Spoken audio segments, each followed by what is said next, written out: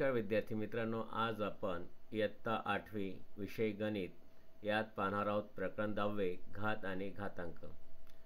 आता आपल्याला ह्या भागात घातांकाचा उपयोग करून संख्यांना प्रमाणित स्वरूपात कसे दर्शवतात ते पाहायचं आहे। त्यासाठी काही उदाहरण समजून घेऊ। सर्वप्रथम आपण खूपच मोठ्या संख्यांना प्रमाणित स्वरूपात कसे लिहितात ते समजून घेऊ।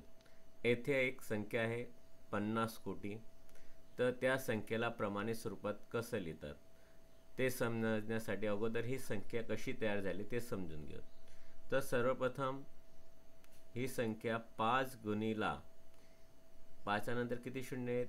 1 2 3 4 5 6 7 8, तर एकावर 8 शून्य।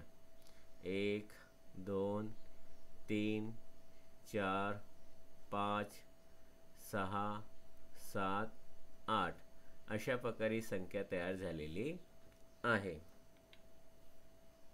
आता तुम्हाला माहितीच असेल 10चा 2 वेळेस गुणाकार असेल तर किती होतात? 100। 10चा 3 वेळेस गुणाकार असेल तर किती होतात? 1000। म्हणजे 10 वाढवले तसे शून्य वाढत आहे। इथं 10 2 वेळेस होतं तर 2 शून्य, इथं 10 3 वेळेस होता तर 3 शून्य, तर इथं 8 शून्य आहेत। म्हणजे 10चा कितावा घात असेल? मग येथे 10चा दुसरा घात आणि येथे 10चा तिसरा घात, तर येथे 10चा 8वा घात येईल।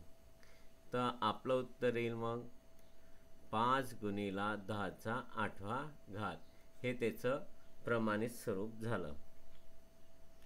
आता विद्यार्थी मित्रांनो, आपल्याला खात्री करायची हे उत्तर बरोबर आहे की नाही, त्यासाठी सोपी पद्धत आहे। दिलेली संख्या त्याच्याऐवजी आपण काय लिहिलंय? 5, म्हणजेच दशांश चिन्ह इथं आलंय। तर दशांश चिन्ह इथं आलंय तर किती घर सरकून आले ते पहा। 1 2 3 4 5 6 7 8, 8 घर सरकले डाव्या बाजूला, म्हणून आपण 10चा 8वा घात इथे लिहिलेला आहे। पुढचं उदाहरण पाहूया। एक संख्या आहे, तर आता ही संख्या कशी तयार झाली आपण ते पाहू। आता हा 623 आहे आणि इकडनं सर्व शून्य आहे। मग 623 गुणिला, आता किती शून्य दिसत आहेत ते मोजून घेऊ। 1 2 3 4 5 6 7 8 9 10 11 12, म्हणजे एकावर 12 शून्य येतील। 1 2 3 4 5 6 7 8 9 10 11 आणि 12 अशा प्रकारे ही संख्या तयार झालेली आहे। आता तुम्हाला माहितीच आहे, एकावर 12 शून्य असेल तर 10चा कितावा घात येतील? मग व्हेरी गुड, 12वा घात। आता आपल्याला प्रमाणित स्वरूपात लिहिताना दशांश चिन्हाचा नंतर अगोदर फक्त एकच पूर्णांक असायला पाहिजे। इथं 3 पूर्णांक येत आहेत, म्हणजे दशांश चिन्हाचा डाव्या बाजूला फक्त एकच पूर्णांक म्हणजे एकमच पाहिजे। ते तर 3 संख्या आहेत, तर आपल्याला ह्यासाठी ही संख्या दुसऱ्या पद्धतीने लिहावं लागेल। तर आपण लिहिणार आहोत 6.23। आता ही संख्या बदलली, कारण की 6.23 करण्यासाठी 623ला कितीने भागावं लागले? 100ने। जर आपण 100ने भागितलं तर 6.3 येईल, 23 येईल। तर ही संख्या बदलू नये म्हणून आपण पुन्हा काय करणार? 100ने गुणणार। म्हणजे 100ने गुणणार म्हणजे काय? 10चा वर्ग। मग ही संख्या आता आपण अशी लिहिणार आहोत 6.23, पण आपल्याला 623च पाहिजे, म्हणून पुन्हा गुणिला 10चा वर्ग, म्हणजे 100ने गुणतो। इथे 100ने भागितलं तर लगेच इकडे 100ने आपण गुणलेलं आहे, गुणिला 10चा 12वा घात।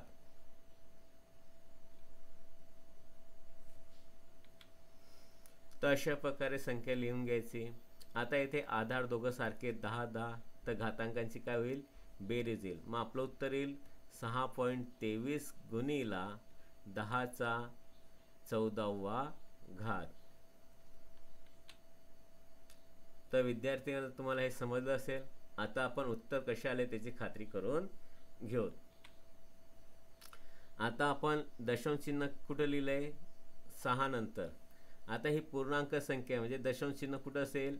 इथं. आणि उत्तरात आपण कुठे लिहिलं? येथे. मग आता हे चिन्ह दशांश चिन्ह किती घर सरकले ते मोजून घेऊ. डावी बाजूकडे 1 2 3 4 5 6 7 8 9 10 11 12 13 आणि 14. म्हणजे अशा प्रकारे आपण उत्तर जे आलं ते अगदी बरोबर आहे. पुढचं उदाहरण समजून घेऊ. आता याच्यात खूपच लहान संख्या आहे. तर त्या संख्यांना अगोदर आपल्याला अपूर्णांक स्वरूपात लिहायचं असतं. मग अपूर्णांक स्वरूपात लिहिताना आपण काय करतो? दशांश चिन्हाकडे दुर्लक्ष करतो. मग ही संख्या कशी तयार होईल दशांश चिन्हाकडे दुर्लक्ष केल्यावर? 6 शून्यात 1 2 3 4 5 6 आणि 7. आणि आपल्याला माहिती आहे कोणत्याही संख्येचा अगोदर किती शून्य असेल तरी मूल्य त्याचे वाढत नाही. म्हणजे याचं मूल्य काय येणार आहे? 7. मग अंशात आपल्याला 7 लिहायचं आहे. आता छेदस्थानी काय लिहायचं? मग किती घर दशांश चिन्हानंतर किती घर आहेत ते मोजून घ्यायचे. 1 2 3 4 5 6. मग एकावर 6 शून्य. 1 2 3 4 5 6. अशा प्रकारे साध्या अपूर्णांकात आपल्याला ते मांडायचे आहेत. आता मांडल्यानंतर आपल्याला माहितीच आहे. आता ह्या संख्येला आपण घात स्वरूपात कसे लिहितो? तर शून्य मोजून घेतले 6 आहेत. तर 10चा 6वा घात. तर अशा प्रकारे आपलं लिहिल्यानंतर आता ह्या 10चा 6वा घात छेदात आहे. त्याला वरती घ्यायचं असेल तर आपल्याला माहिती आहे तर आपण कसं घेतो? 7 गुणिला 10चा ऋण 6वा घात. तर अशा प्रकारे आपलं उत्तर आलं आहे 7 गुणिला 10चा ऋण 6वा घात. आता आपण पुन्हा खात्री करून घेत उत्तराची. दशांश चिन्ह कुठं होतं? इथं. आता आपण दशांश चिन्ह कुठे लिहितोय? ह्या इथं 7 पूर्णांक आहे ना. तर किती घरं सरकलो आपण? 1 2 3 4 5 6. उजव्या बाजूला 6 घरं सरकले म्हणून ऋण 6वा घात. अशा प्रकारे उत्तर आपण चेक करून घ्यायचं आहे. आता सर्वप्रथम येथे आपल्याला ह्या संख्येला अपूर्णांक स्वरूपात मांडायचे. दशांश चिन्हाकडे दुर्लक्ष केलं तर हे संपूर्ण शून्य त्याचा अगोदर आहे. म्हणजे संख्या असेल 856. आता छेदस्थानी एकावर किती शून्य? तर दशांश नंतर किती घर आहेत ते पाहून घेऊ. 1 2 3 4 5 6 7 8 9 10 11. मग 11 शून्य आपल्याला लिहावे लागतील. 1 2 3 4 5 6 7 8 9 10 आणि 11. तर अशा प्रकारे साध्या अपूर्णांकात लिहायचे. आता आपल्याला माहिती आहे एकावर 11 शून्य असेल तर 10चा कितावा घात? तर 856 छेदस्थानी 10चा 11वा घात. आता ह्या 10चा 11वा घात आपण अंशात घेऊन जायचंय. तर अंशात घेऊन जाताना आपण काय करतो? तर त्याचा घातांक धन असेल तर काय होतं? तो ऋण होतं. मग 856 गुणिला 10चा ऋण 11वा घात. प्रमाणित स्वरूपात लिहिताना आपल्याला माहिती आहे दशांश चिन्हानंतर एकच पूर्णांक पाहिजे. पण येथे 3 पूर्णांक येत आहेत. तर 856च्या ऐवजी आपल्याला काय पाहिजे? 8.56. मग 8.56 येण्यासाठी 856ला 100ने काय करावं लागेल? भागावं लागेल. पण संख्या बदलून जाईल. मग आपण पुन्हा काय करतो? 856ला 100ने भागितलंय तर पुन्हा 100ने गुणतो. म्हणजे संख्या तीच राहते. तर मग आता 100ने गुणणे म्हणजे 10चा वर्ग आपण असं समजत असतो. मग आपण 8.56 लिहिल्यानंतर गुणीला काय करायचंय मग 10चा वर्ग, कारण की संख्या बदलायला नको, आणि गुणीला 10चा ऋण 11वा घात. येथे आधार सारखा आहे तर घातांकाची बेरीज होईल. एक धन आणि एक ऋण आहे तर फरक शोधतो. फरक आहे 11 आणि 2चा फरक जो आहे तो आहे 9चा फरक.